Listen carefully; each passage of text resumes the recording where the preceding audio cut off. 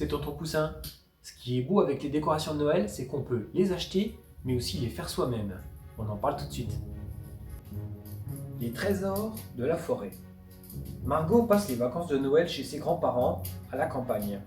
Ses parents et ses frères et sœurs n'arriveront que le 24 décembre. Pfff, c'est long d'attendre, soupire Margot. Dehors, le froid glacial donne une couleur grise au ciel, tandis que dans la maison douillette, un grand poêle laisse planer une chaleur agréable. Assis dans un fauteuil confortable, grand-père s'est assoupi pour la sieste. Grand-mère, dans la cuisine, prépare un gâteau au chocolat. Son odeur sucrée fait envie à Margot, mais il faut attendre demain pour le déguster. Grand-père, je ne sais pas quoi faire, murmure Margot à son oreille. Grand-père, tiré de son sommeil, sursaute et grommelle quelques mots. Lis un livre en attendant que grand-mère ait fini. Mais Margot n'a pas envie de lire. Elle secoue son grand-père gentiment. Allez, grand-père, tu m'as promis une promenade. Bon, d'accord, marmonne grand-père en se levant. Emmitoufle-toi bien et va demander un sécateur à grand-mère. Margot enroule autour de son nez son écharpe douce, enfile son manteau épais et ses moufles en laine. Son bonnet lui cache bien les oreilles. En route vers les bois, dit grand-père. Nous allons préparer une surprise à tes parents. Dans la forêt, seuls les sapins ont gardé leur feuillage. Grand-père choisit le plus vert et le plus fourni d'entre eux et en coupe quelques branches avec le sécateur. Margot s'approche d'un petit buisson vert et brillant, aux petites boules rouges. « Je sais ce que c'est, dit-elle fièrement.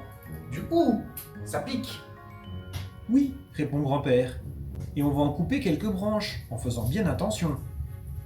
Margot se demande bien ce que grand-père a dans la tête.